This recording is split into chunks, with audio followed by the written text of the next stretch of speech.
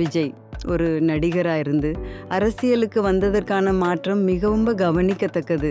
கடந்த 3 மாதங்களில் அவர் எப்படி மாறியுள்ளார் அப்படின்றதை பார்க்கலாம். மக்கள் மத்தியில் அவர் உருவாகும் புதிய முகம், அவரின் குரலின் சக்தி, இளைஞர்களுடன் அவர் ஏற்படுத்தும் தொடர்பு எல்லாம் ஒரு புதிய அரசியல் தலைவரின் அடையாளங்களை காட்டுகிறது. இளைஞர்கள் மாற்றத்தை தேடுகிறார்கள்.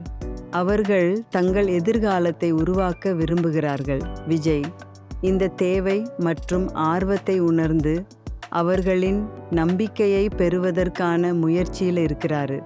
அவர் பேசும்போது அவரின் வார்த்தைகள் இளைஞர்களின் இதயங்களை தொடுகிறது.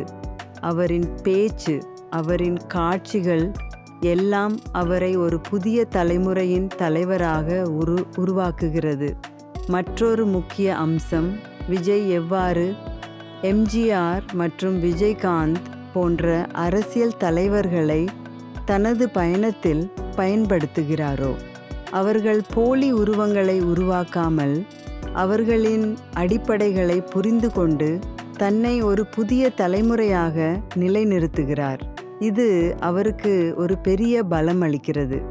டிஎம்கே மற்றும் தற்போதைய அரசியல் சூழ்நிலையில் விஜய் தனது கருத்துக்களை தெளிவாக சொல்கிறார். அவர் சொல்லும் போல்ட் ஸ்டேட்மெண்ட்ஸ் அவரின் எதிர்பார்ப்புகளை வெளிப்படுத்துகிறது. அவர் யாரும் அண்டர் எஸ்டிமேட் செய்யக்கூடியவராக இல்லை. அவர் அடுத்த அரசாங்கத்திற்கு ஒரு மாற்றமாக இருக்கக்கூடியவர். இது ஒரு புதிய அரசியல் காலம். விஜயின் மாற்றம், அவரது மக்கள் தொடர்பு மற்றும் அவரது தைரியம் தமிழ்நாட்டின் அரசியல் நிலையை மாற்றும் சக்தியாக இருக்கக்கூடியது. இளைஞர்களின் ஆதரவை பெற்றால் அவர் ஒரு புதிய அரசியல் தலைவராக உருவாகலாம்.